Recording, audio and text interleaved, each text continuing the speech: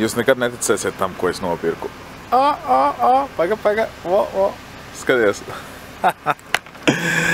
Ej, tu es pats neticu, kā es līdz šim nonācu. Ja man kāds teikt, ka es braukšu kādreiz ar Bembi, ir īpaši šitādi, es nemūžam neticētu. Protams, šī mašīna nav jauna, tai ir jau 20 gadi, 94. gada, un līdz ar to loģiski, ka viņai ir kaut kādas problēmas. Un šīs problēmas es arī plānoju tagad tuvākajā laikā novērst, bet par grabažu šo mašīnu nesaukt, jo viņi īstenībā, man pa pārsteigumu ir diezgan labi. Laikam tāpēc tagad saprotu, kāpēc visi tie studenti un skolēni pērk šīs mašīnas, jo viņas ir vienkārši ērtas. Labi, ārā listas tulīt iekāpšu mašīnā. Parunāsimies tur. Re, varam jau uzreiz redzēt mašīnas gļuku. Pagad, tur ir gļuks.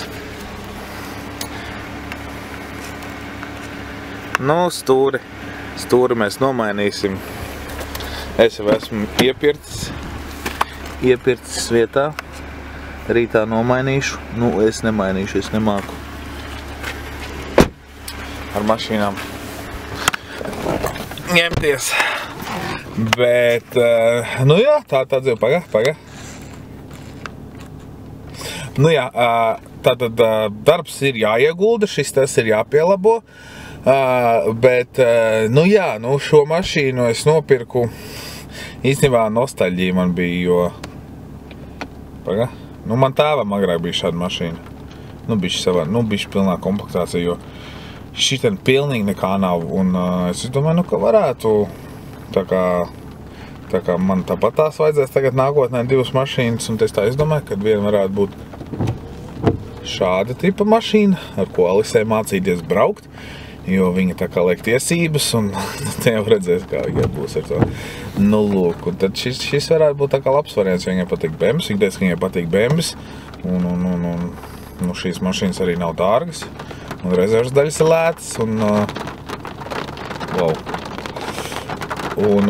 tad es domāju, varētu arī nopirkt. Un tagad, kamēr Alisei nav tiesības, es pats pabraukāšu ar šo mašīnu. Paskatīsimies, kas mums ir un kas mums nav. Tātad šajā mašīnā var teikt, ka nekā nav, jo te ir parastie logu pacēlāji ar rokām darbināmie. Saplēsta stūra, ko es rītā aizvadīšu servisu nomainīt. Te pilnīgi nav nekondiškas, nekas tam līdzīgs, nav logu pacēlāji, to jau es minēju. Nav velkoņu balsts un salons ir diezgan nodilis, un to es arī nākošu nedēļu ķīmiski iztīrīšu. Protams, uz servisu. Jāsaka, aizmugurē ir šaurāk nekā Alflanderā, protams, es biju pieredzis pie Alflandera un iesēžoties šeit, protams, sākumā vajadzēja tā kā pierast, bet nekas traks, ja godīgi. Sēdēt pie stūrs, un ja godīgi, man ļoti patīk, kā skan šis motors, šim BMW 2 litru motors, un jāsaka, kā 6 cilindri. Jāsaka, pirmo reizi mūžā man 6 cilindrīgs motors, es ceru, ka jūs man dzirdat. Jo varētu nežēlīgi līst. Pirmo reizi mūžā 6 cilindrīgs motors, un man ļoti patīk, kā tas skan. Jā. Un davai es pagaidīšu, ka beigas līdz. Līdz mazāk. Ko es gribēju teikt? Es gribēju teikt, ka šai mašīnai ir superīgs 6 cilindru 2 litrīgs dzinējs. Man ļoti patīk skaņa, uzrāviens, kā uzrāviens, nekas tur īpaši, bet skaņa ir baigi foršā. Un vēl it kā te rādās, ka mašīnai ir tikai, kā mēs redzam, 273 000 km nobraukums. Priekš 20-gadīgas mašīnas tas ir īstenībā diezgan ok. Cik var ticēt tam nobraukumam. Kad es pirku šo mašīnu, protams, viss salīdzināja CSDD. CSDD tā teica, ka tas ir ok, ka tas ir pareizs nobraukums. Bet, es nezinu īstenībā ar to lietot mašīnu iegādi ir kā ir, tas tā kā ar bitēm nekad neko nevar zināt. Un arī šai mašīnai es plānoju šo to nomainīt, jo Jo es gribu, tā lai tā kā mūsdienīgi ir, jo es pirmkārt gribu uzstādīt šai mašīnai kondicionieri. To var it kā izdarīt, jānopērk tikai šrotā attiecīgi šī modeļa kondicionieris un jāiebāž iekšā. Servisā džektēs, ka to var izdarīt. Tad es gribu uzlikt automātiskos logus. Tā, lai nav ar roku jāvar, jo īstenībā, ja ir pierasts pie elektroniskajiem logiem, tad grūti ir attiet atpakaļ, ja. Ko es vēl gribu? Es nomainīšu, kā jau teicu, un nenomainīšu, bet salonu iztīrīšu. Un šeit gribās arī palikni uzlikt, tad es nopirkšu to visu centrālo konsoli. Tā kā es pirkšu tāpatās logu pacēlājs, tad te vajadzēs nopirkt citu konsoli, un tad es to visu nomainīšu, uzlikšu šeit elkoņu balstu. Un tad palielam mašīna būs gatava, jo es netaisos tur ķūnēt baigi un likt kaut kāds spoilers un skūt galvu un būt tagad bembists.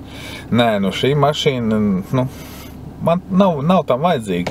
Šī ir īstenībā 90. gadu biznesa klases mašīna ar attiecīgu gaitu, ar attiecīgu komfortu, un es vienkārši gribu šai mašīnai atgriezt tā laika, spožumu, jo, ērti braukt ir. Un ja neskait to, ka salons šausmīgi smird, viņš nav nekad mūžā tīrīts, bet viņš nav izsēdēts. Tas ir labi.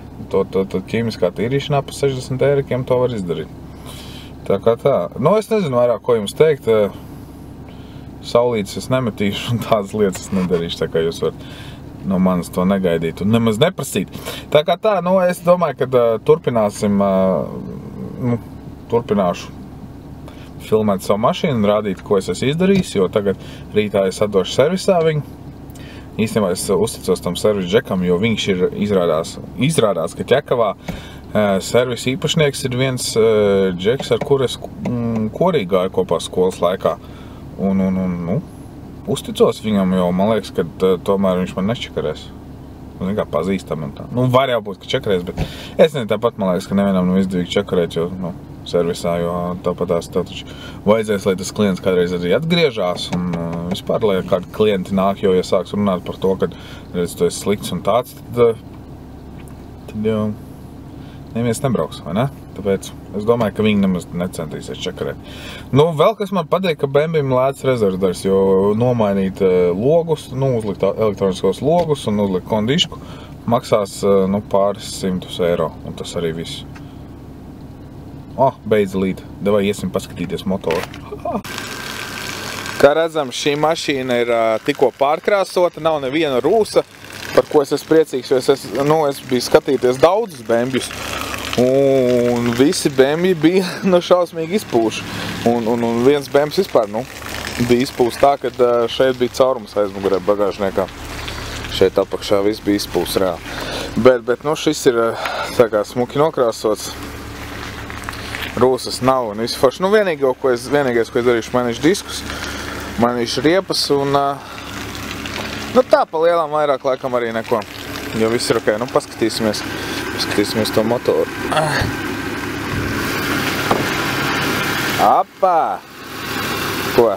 6 cilindrīgais. Tā neko.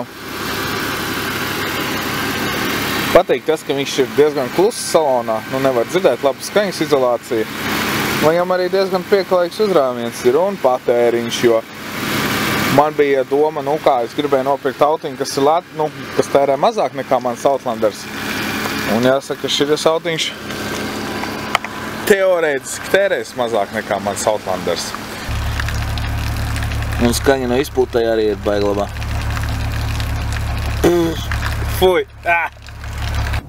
Ko tā kā es esmu galīgi jauns bembists un es nesaprotu neko no šīs kultūras, tāpēc varbūt tiem, kuriem jau ir BMW un tieši E36 modeļi, varat kaut ko man ieteikt, kurā servisā man labāk griezties, kādus tur tuningus labāk izmantot vai neizmantot un ko man vispār darīt, lai tā mašīna būtu foršāka. Tā kā, paldies, ka skatījāties, ja kaut kādi ieteikumi iesakiet, ja kaut kādi jautājumi jautājiet un tiksimies kādā no citiem maniem video.